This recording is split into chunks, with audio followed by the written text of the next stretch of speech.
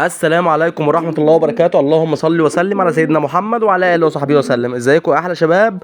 ازيكم أحلى متابعين قناة يوميات المربي الصغير؟ رجعنا مع بعض في حلقة جديدة، حلقة مهمة نتكلم فيها عن مشكلة بتهم الناس اللي بتربي حمام. مفيش حد ما بيشتكيش من المشكلة ديت، ألا وهي مشكلة الحمام اللي بيلم قش ومش بيبيض. بتلاقي القص من دول قاعد لمم قش ومجهز دنيته وقاعد ومش عايز يبيض. كل يوم تدخل عليه تبص ان انت تلاقي الحصوايه او حصويتين ما تلاقيش حاجه. يقعد على القصه ديت فتره، تلاقي الحمام بيجمع القش وتلاقي الذكر بيكسر النتايه وتلاقي الدنيا تمام، وتقعد تستنى الحصويتين ما تلاقيش حصويتين. هقول لك ايه هي مشكله الحمام العطال، وان الحمام يقعد عندك بالشهر وبالاتنين والتلاته مش بينتج. مع بعض كده نبدا حلقتنا على بركه الله. بسم الله الرحمن الرحيم. اول سبب يا جماعه هنمسك الاول النتايه. بيبقى فيه كمية مشاكل سببها النتي أكتر من مشاكل الذكورة.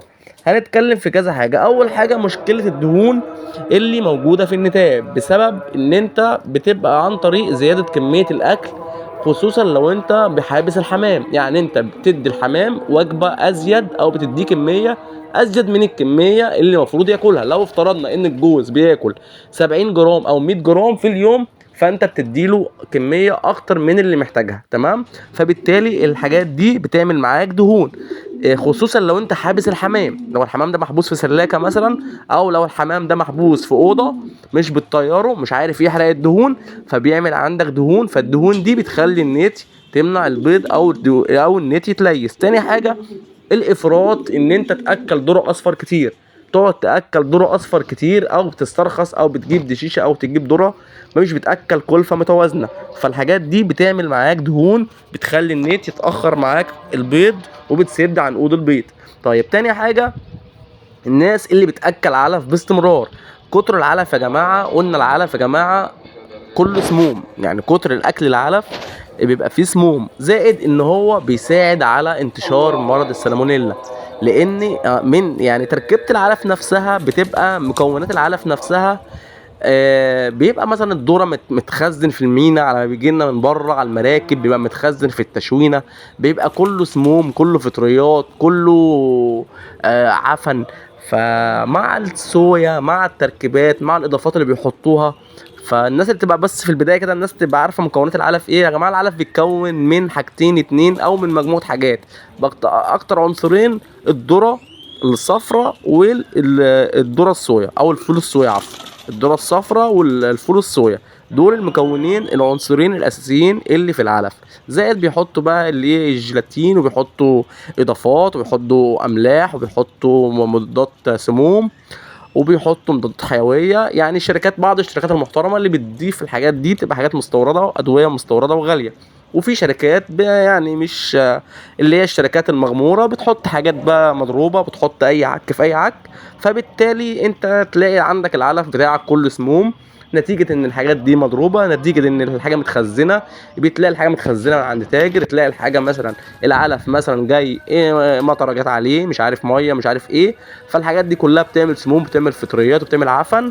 فبالتالي الحمام ياكلها من هنا، فانت بتبهدل حمامك باكل العلف. عشان كده بنقول ما نكترش علف. انت ممكن يكفي في الاسبوع مره واحده علف كنظام وجبه هديه، زي ما احنا قلنا بتدي الحمام بتاعك وجبه عشان ما يزهقش من الكلفه. مفيش مشكله نديله وجبه علف، بس مش نعتمد على العلف اللي هو اعتماد ان انت بتعرف الحمام. الحمام يا جماعه مش فرخه تسمين هقعد اكلها علف عشان خاطر اذبحها بعد 40 يوم. لا، الحمام مكمل معاك سنه واثنين وثلاثه واربعه وبينتج. تمام. انما فراخ التسمين كده كده تتذبح اخرها 40 يوم وتتذبح. تمام.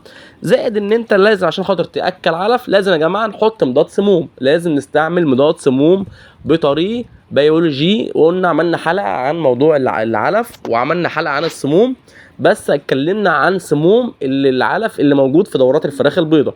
فبالتالي هو نفس العلف، هو نفس كل حاجه. فيا جماعه بنشتري حاجه اسمها مضاد سموم للناس اللي بتربي علف. فانت طبعا مش هتروح تكلف نفسك وتجيب اللتر ب 400 جنيه. فانت يكفي تجيب اي دكتور بيطري تقول له مثلا عايز 5 سم 10 سم، يديك ب 10 جنيه او حاجه، او بيديك ب 5 جنيه. بتجيب وتحطه على الميه، مفيش مشكله، بنستخدمه ده مفيش منه مشكله. او مش عاوز تشتري مضاد سموم، استعمل خل على الميه، ويا ريت تستعمل خل تفاح، وتكون الجرعه بتاعته 5 سم على اللتر. ولازم نستعمل الخل على الاقل 3 ايام ورا بعض، لازم من 3 4 ايام على بعض، ونعطش الحمام وننزل الخل على الميه، ويكون بنحط الجرعه 5 سم على اللتر. تمام. دي تاني سبب من الاسباب اللي الحمام بيقعد عطال بالشهر وبالاتنين، او يقطع الانتاج مره واحده. طيب في مشكله كمان برضو بنعملها واحنا مش واخدين بالنا، كترة اكل العيش، ان انت تقعد تاكل عيش على الفاضي على المليان، عايز توفر، عايز مش عارف ايه، انت بقى الحمام انت مش بينتج، الحمام مريح، فانت تيأس، فانت تتخنق من الحمام، ما تبقاش حابب الحمام، فتكسل تشتري له اكل، تطلع تكسر له اي عيش وخلاص. فيا جماعه الحاجات دي برضو احنا قلنا العيش مهم وكل حاجه، وفي خماير وفي وقلنا العيش سلاح ذو حدين، بس اكله كتر اكله مضر. تمام. بيليس النتايه وبيعمل مشاكل كتيره. فبرضه لازم نستخدم معاه برضه فلاجيل. تمام. ما بقولش ما ناكلش عيش، لا اكله عيش، بس ما بنسب، يعني فاهمها ازاي، بقى 10% 20% من الاكل اللي بناكله. تمام.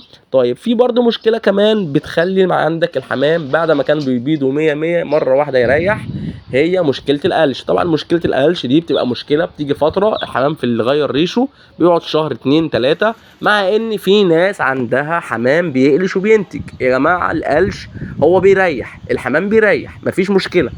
انا عندي ده راجل بربي بقالي 20 سنه، مفيش مشكله، كان عندي حمام بيريح فتره القلش، بيقعد بالشهر وبال40 يوم، بس بيرجع ينتج تاني، وابقى انا عارف ان هو بيقلش، فبسيبه براحته ويريح الدنيا. وساعات افصل النتايه عن الذكر عشان اريح النتايه واستعد لموسم الشتاء موسم الانتاج، وساعات بسيبهم مفيش مشكله، على حسب الايه، على حسب النوع الحمام اللي عندي، او حسب المكان، او حسب السلكات اللي متوفره. تمام. فطبيعي ان الحمام يريح في القلش، وطبيعي برضو انا كان عندي حمام بيقلش وكان بينتج ومطلع زغاليل وشغال. فدي بترجع لصحه الحمامه وبترجع لسنها، حمام الشباب غير حمام العجوز، غير الحمام اللي بقاله سنتين ثلاثه، غير اللي بقاله 5 سنين بينتج. فالحاجات دي كلها بتاثر معاك. فدي كلها مشاكل بنعرف الناس بيها عشان الناس تعمل حسابها وتبقى فاهمه الدنيا ايه.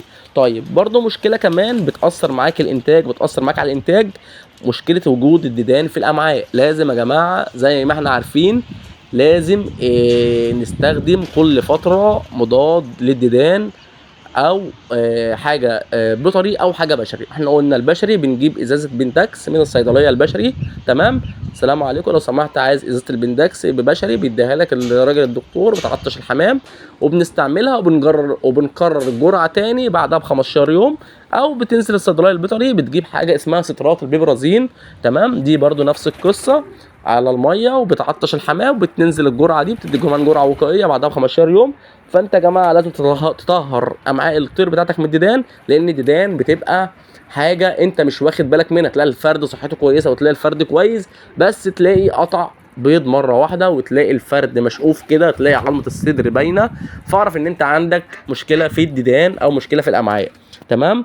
يا جماعه يعني برضو في برضو حاجه مهمه جدا في موضوع دواء الديدان، بيأثر على الخصوبه. خلي بالك، ما تزودش الجرعه او ما تديش دواء ديدان وانت مفيش زغاليل، وبيأثر في، يعني دواء الديدان بيأثر على الذكر في الخصوبه، وفي نفس الوقت بيأثر على ريش الحمام او ريش الزغاليل. فخلي بالكوا، هو مهم ومطلوب واساسي، بس يعني اضراره انا شايف انا ممكن نتجاوزها يعني. تمام. الناس اللي بتسمعنا يا ريت الناس اللي مش مشتركه تشترك في القناه وتفعل زر الجرس، والناس اللي مشتركه يا لايك. يا جماعه اللايك بيعلي الفيديو، بيخلي اكتر عدد من الناس يوصل له ويسمع الفيديو ويستفاد بيه.